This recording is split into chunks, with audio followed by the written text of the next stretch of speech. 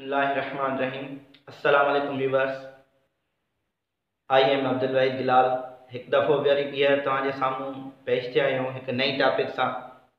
अॼु असां जेका टॉपिक तव्हांखे सम्झाइण लाइ खई आहे उहा आहे use of since and for, यानी सिंस ऐं फॉर जो इस्तेमालु किथे किथे करे सघूं था। ठीकु आहे, कहिड़नि टेंसिस में असां सिंस ऐं फॉर जो इस्तेमालु कयूं, ठीकु आहे, किथे न करणु घुरिजे, उहे सभु शयूं अॼु असां सिखंदासीं। इन खां अलावा सिंस ऐं फॉर कहिड़नि कहिड़नि लफ़्ज़नि सां इस्तेमालु थींदी आहे, आसान तरीक़े सां सम्झाइण लाइ तव्हांजे लाइ शयूं खणी आया आहियूं। छो त हीउ हिकु अहिड़ो प्लेटफॉर्म आहे जेसीं ताईं शयूं असां आसान करे बयानु न कंदासीं तेसीं ताईं जेको आहे सो माना असांजे कम जो को फ़ाइदो न थींदो। ठीकु आहे, इन जे करे अॼु असां हिकिड़ी नई टॉपिक सां ऐं नई मटीरियल सां सिंपल शयूं करे खणी आया आहियूं त जीअं उन मां सही नमूने फ़ाइदो वठी सघिजे। इंशाअल्लाह ताला सही नमूने सम्झाईंदासीं आसान करे। ठीकु आहे, त सभ खां पहिरियां सिंस ऐं फॉर छा आहिनि, उनजो छा मसइलो आहे। शोज़ ड्यूरेशन ऑफ टाइम, इहे ॿई जेका आहिनि असांजा जेके आहिनि पंहिंजो शो ड्यूरेशन ऑफ टाइम, यानी सिंस ऐं फॉर ड्यूरेशन ऑफ टाइम खे शो कंदा आहिनि या कंहिं स्पेसिफिक टाइम में टाइम खे ज़ाहिर कंदा आहिनि। ठीकु आहे, कहिड़नि लफ़्ज़नि सां असां सिंस जो इस्तेमालु कयूं, कहिड़नि लफ़्ज़नि सां फॉर जो इस्तेमालु कयूं, उन जे करे उहे सभु लफ़्ज़ असां अलॻि सां कढी रखिया आहिनि। तक़रीबन थोरा लफ़्ज़ आहिनि असांजा, जेकॾहिं असां उन्हनि खे पंहिंजे नज़र में रखंदासीं त ओवरऑल असां सॼी ज़िंदगी इन्हनि जे इस्तेमाल जो कॾहिं बि मसइलो न रहंदो त आख़िर इहे कीअं इस्तेमाल था थियनि, कहिड़े तरीक़े सां थींदा आहिनि।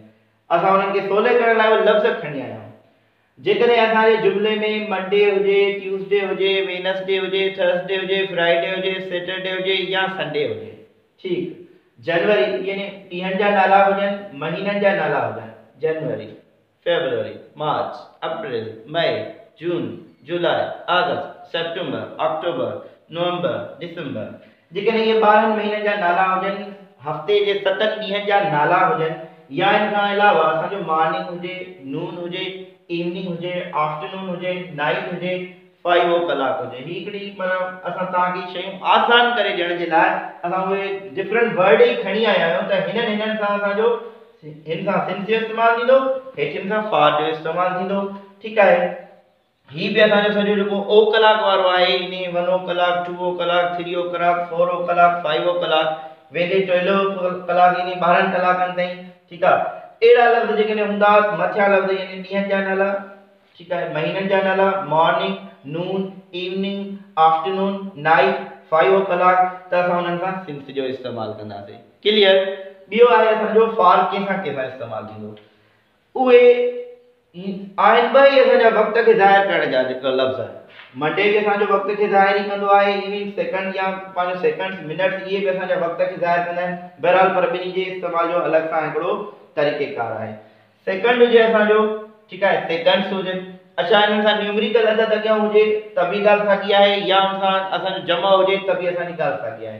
Second, seconds, minute, 3 minutes, hour, hour, 4 hours थी सघे थो, 5 आवर्स थी सघे थो, ठीकु आहे, हाफ एन आवर थी सघे थो, डे, डेज, 1 डे थी सघे, 2 डेज थी सघे थो, 3 डेज थी सघे थो, वीक आहे असांजो 4 weeks, month, months, year, years, अच्छा असांजो 4 ईयर आहे, 3 ईयर आहे, 5 ईयर्स आहे, 6 ईयर्स आहे, डिकेड 10 सालनि खे सॾींदा आहियूं असां, सेंचुरी 100 साल खे, a long time, a short time, several times. E different असांजा कुझु वर्ड आहिनि जेके हमेशह जॾहिं बि इस्तेमालु थींदा त हुन सां फॉर इस्तेमालु कंदासीं। ऐं मथियां जेके असां लफ़्ज़ लिखिया आहिनि उनमें माना ॾींहंनि जा नाला अची विया, महीननि जा नाला अची विया, ऐं कुझु असांजा लफ़्ज़ आहिनि जीअं मॉर्निंग, नून, इवनिंग, आफ्टरनून, नाइट, 5 कलाक, इहे इन लिस्ट वारनि सां असां सिंस जो इस्तेमालु कंदासीं। तव्हांखे ॾाढी आसानी थींदी जेकॾहिं सिर्फ़ु ही वर्ड ई यादि करे रखंदो। अक्सर दोस्त इन में परेशान थींदा आहिनि पंहिंजी सिंस ऐं फॉर जे इस्तेमाल में, उहे इन शइ खे जज न करे सघंदा आहिनि। जॾहिं बि कंहिं टेस्ट में कोई सवाल ईंदो आहे, असांजी को मैट्रिक सतह जो हुजे या इंटर सतह जो हुजे, या कंहिं पंहिंजो नौकरी जे हवाले सां असां काई टेस्ट था ॾियूं ऐं उते को सवाल अची वेंदो आहे त किथे फॉर इस्तेमालु करिणो आहे, किथे सिंस इस्तेमालु करिणो आहे, उन महिल असां परेशान थी वेंदा आहियूं। त उन शइ खे आसान करण लाइ असां उहे लफ़्ज़ ई खणी आया आहियूं ऐं चंद लफ़्ज़ आहिनि जेके असां यादि कंदासीं असांजो सॼो मसइलो हल थी वेंदो। ॾींहंनि जे नालनि सां, जनवरी जे नालनि सां, ठीकु आहे, माना महीननि जे नालनि सां, ऐं कुझु ॿिया लफ़्ज़ आहिनि उन्हनि सां असां सिंस इस्तेमालु कंदासीं। ऐं हेठियां कुझु लफ़्ज़ आहिनि, हिन जो ॿियो तरीक़ो इहो बि आहे त जेकॾहिं को जमो थी सघे वाहिद मां, यानी सेकंड आहे त सेकंड, मिनट आहे त मिनट्स, आवर आहे त आवर, डे आहे त डेज, वीक आहे त वीक्स। इन्हनि सां न्यूमेरिकल नंबर लॻी बि सघे थो। ठीकु आहे, इहे असांजा डिफरेंट वर्ड हुया जंहिंसां असांजो फार इस्तेमालु थींदो, जंहिंसां असांजो सिंस इस्तेमालु थींदो। हाणे अचूं था त इहे कहिड़नि टेंसिस में असां सिंस ऐं फार जो इस्तेमालु करे सघूं था।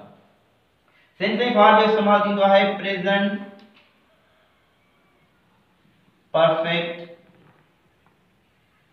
Continuous tense.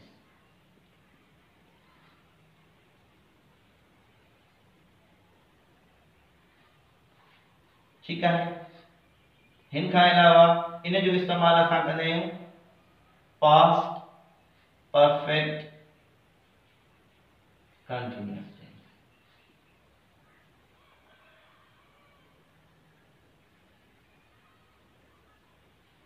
टे नंबर ते आहे जो फ्यूचर परफेक्ट कंटीन्यूअस।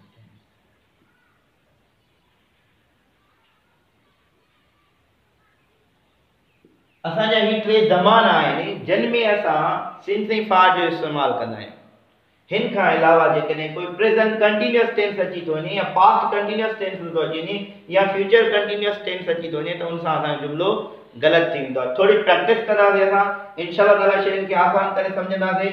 इन खां अलावा उन जा असां प्रेज़ेंट कंटीन्यूअस में बि माना सिखंदासीं त कीअं थो माना उते इस्तेमालु थिए थो त छा उहो जुमिलो असांजो सही आहे या ग़लति आहे। इन शयुनि खे असां टेस्ट में पंहिंजे लिखण में असां हल करे वठूं।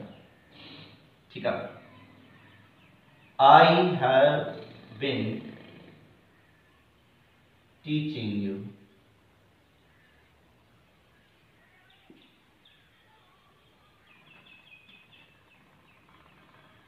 for 10 minutes.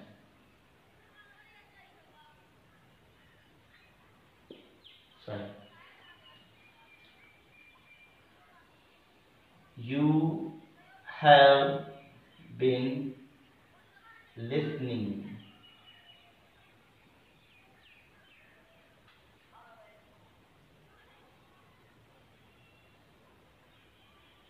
since morning। ठीक है, त असां मुकमल तौर ते लिस्ट ठाहे आया आहियूं। जेकॾहिं असां वरी बन सघे हिन ते गौर कयूं त असां फार छो इस्तेमालु कई आहे त असां इहा शइ ॿुधाए सघूं था। हेॾे असां लिस्ट बि ठाहे आया आहियूं हुन लफ़्ज़ जी त मिनट आहे। ठीकु आहे, उहो असांजो जमा बि थी सघे थो त उन सां असां फार जो इस्तेमालु कंदासीं। हिन लिस्ट जे थ्रू बि असां आसानी सां फार ऐं सिंस जो इस्तेमालु करे सघूं था। मॉर्निंग जो लफ़्ज़ इस्तेमालु थियो आहे त असां हुन सां सिंस इस्तेमालु कयो आहे। ठीकु आहे, ॿी शइ ॿुधाईंदो न हिन शइ में माना हिन कि सिंस ऐं फार जे यूज़ में असां कोई जुमिलो प्रेज़ेंट कंटीन्यूअस जो लिखूं। मसलन I am teaching you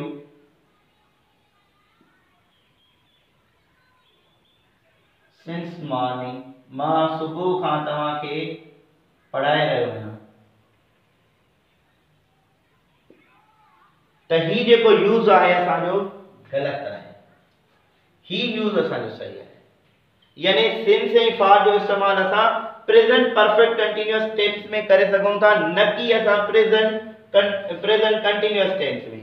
जेकॾहिं असां जुमिलो लिखूं था I am teaching U since morning त जुमिलो त खणी पंहिंजे हिसाब सां स्ट्रक्चर जे हिसाब सां सही आहे। असां एम सां जेको पंहिंजो पार्टिकुलर फोर्थ फॉर्म लॻल आहे यानी प्रेज़ेंट कंटीन्यूअस आहे, पर ग्रामर जे उसूलनि मुताबिक़ सिंस ऐं फार जो इस्तेमालु असांजो प्रेज़ेंट परफेक्ट कंटीन्यूअस सां थींदो। तंहिंजे करे ही जुमिलो ग़लति आहे ऐं मथियों जुमिलो सही आहे। ठीक, इन खां अलावा असां पास्ट टेंस जो हिकिड़ो खणूं। ठीक आहे, she had been cooking food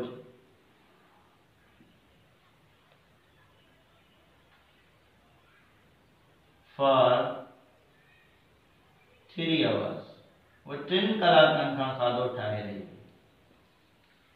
ठीक, ॿियो जुमिलो हिकिड़ो खणूं था असां पास्ट कंटीन्यूअस टेंस जो। इहा शइ ॿुधाइण चाहियूं था असां त हिन जो प्रॉपर यूज़ यानी सिंस ऐं फार जो असांजो परफेक्ट वारनि टेंसेस सां थींदो, न कि असांजो प्रेज़ेंट कंटीन्यूअस सां, पास्ट कंटीन्यूअस सां या फ्यूचर कंटीन्यूअस सां। उन जे लाइ असांखे परफेक्ट जो कोई बि टेंस असांजो हूंदो उन्हनि में जेकॾहिं ड्यूरेशन ऑफ टाइम न हूंदो त उहो असांजो जेकॾहिं इन्हनि में कंहिं बि जुमले में ड्यूरेशन ऑफ टाइम ना है या स्पेसिफिक टाइम ना है, तो वो असांजो जुमलो बणिजी वेंदो प्रेजेंट कंटीन्यूअस या पास्ट कंटीन्यूअस या फ्यूचर कंटीन्यूअस। जेकर असां उन में टाइम पीरियड शो था कयूं, ड्यूरेशन ऑफ टाइम शो था कयूं, तेन जो मकसद इहो आहे त हाणे इहो असांजो प्रेजेंट परफेक्ट कंटीन्यूअस आहे या पास्ट परफेक्ट कंटीन्यूअस टेंस आहे या फ्यूचर परफेक्ट कंटीन्यूअस टेंस आहे। She had been cooking food for 3 hours. या विषय असां सम्झाए आवर्स आहे असांजो हिन जो माना फॉर और इस्तेमाल है अवर असा के मिली वेंदो। क्लियर? इन हिसाब सां असां फॉर जो इस्तेमाल कयोसे। हाणे असां इनके जेकॾहिं पास्ट में लिखण चाहियूं त उन सूरत में असां लिखी सघूं था जो असां उन में फॉर 3 आवर्स से इस्तेमाल ही न कयूं, यानी सिंस से फॉर जो इस्तेमाल न कंदासीं त पोइ इहो जुमलो असां पास्ट कंटीन्यूअस में रखी सघूं था। अलबत्ता जेकॾहिं असां ड्यूरेशन ऑफ टाइम शो था कयूं त पोइ असांखे उहो पंहिंजो इन में इस्तेमाल करणो आहे पास्ट परफेक्ट कंटीन्यूअस टेंस में। मसलन इहो ही जुमलो असां लिखूं था शी वाज कुकिंग फूड। हेसी ताईं त ही जुमलो असांजो बिल्कुल सही आहे, छो त हिन में असांजो पास्ट कंटीन्यूअस असांजो एक्शन छो थो थिए, उनजी स्ट्रक्चर भी सही आहे, शी सां वाज इस्तेमाल थियो आहे, कुकिंग फोर्थ फॉर्म आहे, उन हिसाब सां जुमलो सही आहे। अच्छा एसी ताईं त जुमलो सही आहे, पर जेकॾहिं असां हिन में ड्यूरेशन ऑफ टाइम था ॾियूं त पोइ जुमलो असांजो ग़लति थी वेंदो, उन सां असांखे पास्ट परफेक्ट इस्तेमाल करणो पवंदो। ठीक आहे? मसलन असां हिन लिखी छॾियोसीं she has been cooking food for She was cooking food for 3 hours। त ही जुमलो असांजो गलत आहे, ही जुमलो बिल्कुल सही आहे। जॾहिं असांखे टाइम पीरियड शो करणो हूंदो आहे, सिंस ऐं फॉर जो इस्तेमाल करणो हूंदो आहे त असां उते उन सां जेको आहे पंहिंजो पास्ट परफेक्ट कंटीन्यूअस या प्रेजेंट परफेक्ट कंटीन्यूअस माने हिन टिनी टेंसेस जो इस्तेमाल हूंदो त उन में असां टाइम पीरियड शो थींदो। जेकॾहिं टाइम पीरियड शो न हूंदो असांजो त उहो असांजो माना आम माना प्रेजेंट कंटीन्यूअस टेंस बणिजी वेंदो, पास्ट कंटीन्यूअस टेंस बणिजी वेंदो या फ्यूचर कंटीन्यूअस टेंस बणिजी वेंदो। ऐं जेकॾहिं असां उन्हनि में टाइम पीरियड शो कयूं था त पोइ उहे असांजो present perfect, past perfect continuous, future perfect continuous tense थी वेंदो। ठीक आहे? इन खां अलावा हिकिड़ो जुमलो असां मुस्तक़बिल जो लिखूं। अच्छा उथंदे ही असां फ्यूचर कंटीन्यूअस टेंस जो लिखूं था हिकिड़ो जुमलो। ठीक आहे?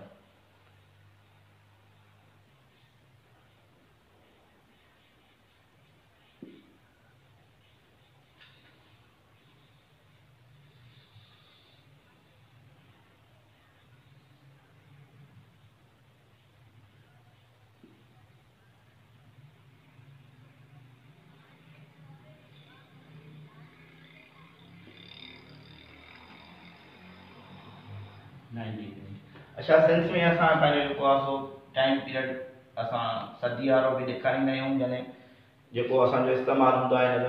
अच्छा हिकिड़ी शइ ॿुधाईंदा हलूं त सेंस असांजी स्टार्टिंग पॉइंट शो कंदी आहे, कंहिं बि कम जो जेको स्टार्टिंग पॉइंट आहे हुन जे लाइ असां सेंस जो इस्तेमालु कंदा आहियूं।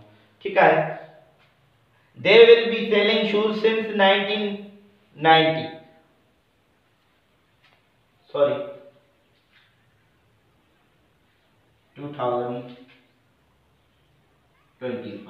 इन्हें मुस्तक़बिल की ॻाल्हि था कयूं असां त उहे 2025 खां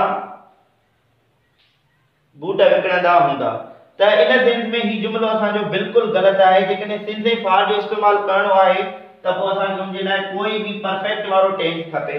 इहो जुमलो ग़लति आहे। जेकॾहिं सही जुमलो इन जो इस्तेमालु करणो आहे त उहो असां ईअं कंदासीं they will have been selling shoes since 2025।